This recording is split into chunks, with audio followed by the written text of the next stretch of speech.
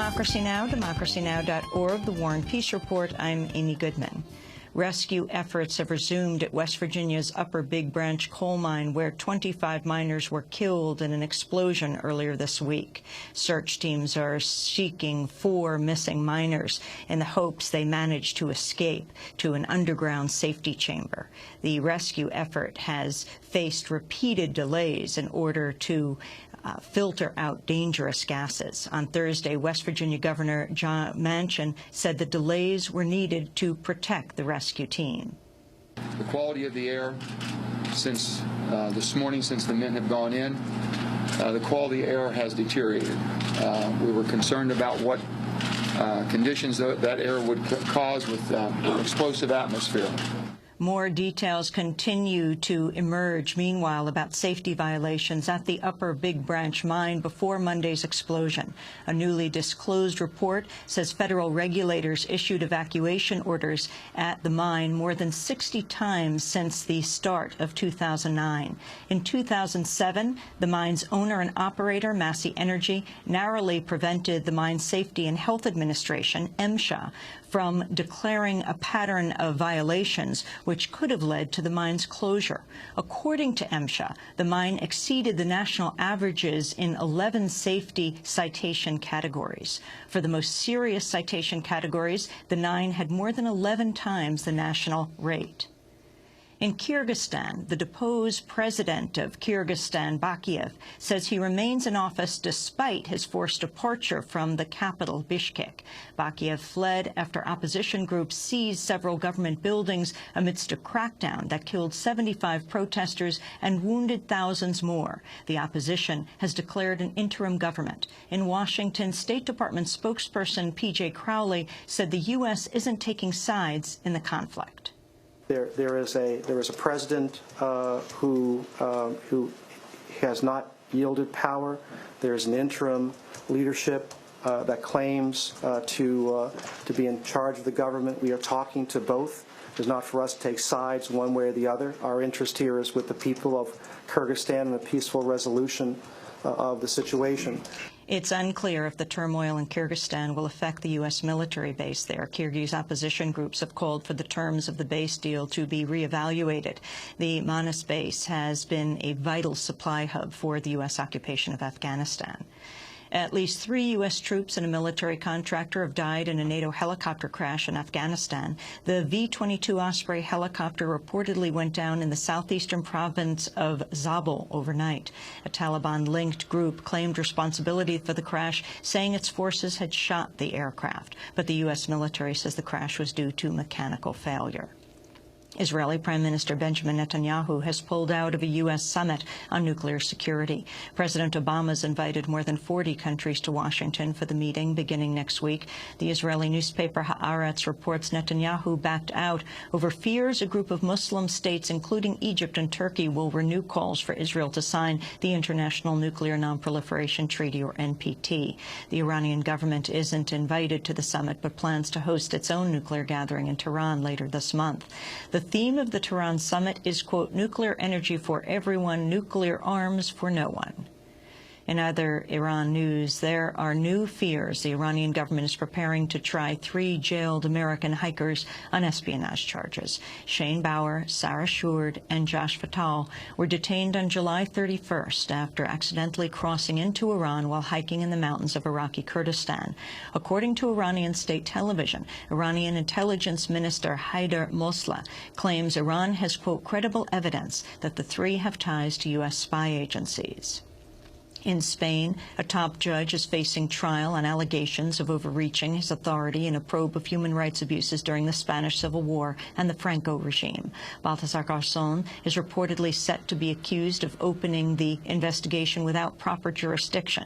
Garzón is known worldwide for taking on international human rights cases. His actions include ordering the arrest of former Chilean dictator Augusto Pinochet in 1998, indicting Osama bin Laden for the 9/11 attacks, and probing the abuse of U.S. prisoners at Guantanamo Bay. On Thursday, former Spanish prisoner Victor Díaz-Cardiel joined hundreds of protesters to show support for Garzón. Cuando el juez Garzón When Judge Garzón opens a case against Franquismo to provide knowledge, not only the victims who ended up in ditches, but also the 140,000 people who disappeared, this should move every citizen of this country to be here to show support for this judge. He's one of the only people who has dared to do something like this. Back in the United States, two former top executives with the financial giant Citigroup appeared before a government panel Thursday investigating the roots of the nation's economic crisis. Former Chief Executive Charles Prince opened his remarks to the Financial Crisis Inquiry Commission with an apology for the business dealings that led Citigroup to near collapse and on the receiving end of a more than $45 billion taxpayer bailout. Let me start by saying I'm sorry. I'm sorry that the financial crisis has had such a devastating impact on our country. I'm sorry for the millions of people, average Americans, who have lost their homes. And I'm sorry that our management team, starting with me, like so many others, could not see the unprecedented market collapse that lay before us. Also testifying was Robert Rubin, a former Citigroup director and Treasury Secretary during the Clinton administration. Rubin was less conciliatory, rejecting any personal responsibility for Citigroup's woes.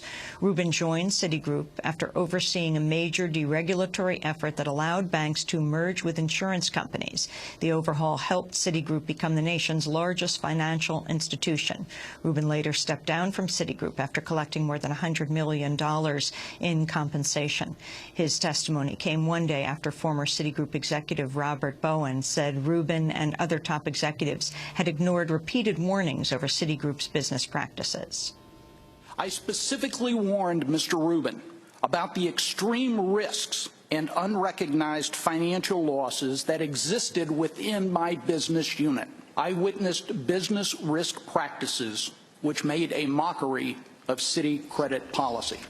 The Environmental Protection Agency has found that a major California waste facility linked to birth defects in nearby communities improperly disposed of hazardous chemicals. On Thursday, the EPA said Fresno County's chemical waste management landfill has violated federal laws on disposing PCBs. The plant's the largest hazardous waste facility in the western United States.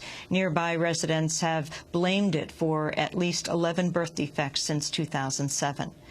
In San Francisco, dozens of protesters took over a central transit station on Thursday to call for the firing of a police officer linked to the 2009 shooting of the unarmed African-American passenger Oscar Grant.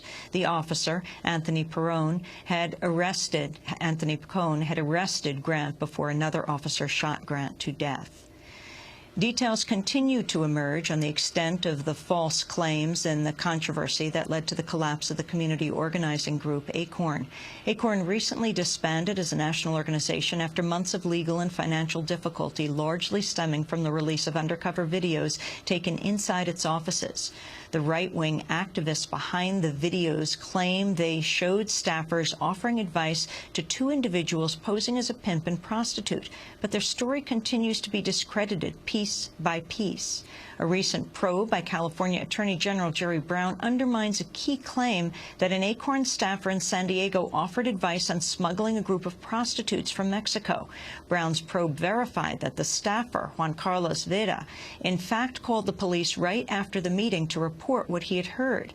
Vera has long maintained he contacted the police, but his claims have gone largely ignored. He was fired from his position at ACORN as the controversy reached a peak last year.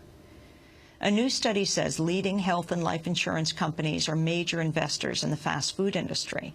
Researchers at the Cambridge Health Alliance and Harvard Medical School found that U.S., Canadian, and European-based insurance firms hold at least $1.88 billion in fast food companies. The study's authors say the holdings pose a conflict of interest and that overconsumption of fast food threatens the health and well-being of millions of Americans. Senior study author Dr. Wesley Boyd said, quote, "Our data illustrate the extent to which the insurance industry seeks to turn a profit above all else. Safeguarding people's health and well-being takes a back seat to making money." And back in the United States, Virginia Governor Robert McDonnell has apologized for excluding slavery from a proclamation designating April as Confederate History Month. The initial proclamation called on Virginia residents, quote, to understand the sacrifices of the Confederate leaders, soldiers, and citizens during the period of the Civil War. McDonnell initially said he'd excluded slavery because he wanted to focus on issues, quote, significant to Virginia. McDonnell called the move a major omission and says he's amended the document to call slavery an evil and inhumane practice. Critics want McDonnell to revoke the proclamation entirely, saying it celebrates Virginia's racist past. And those are some of the headlines. This is Democracy Now!, democracynow.org, The War and Peace Report. I'm Amy Goodman.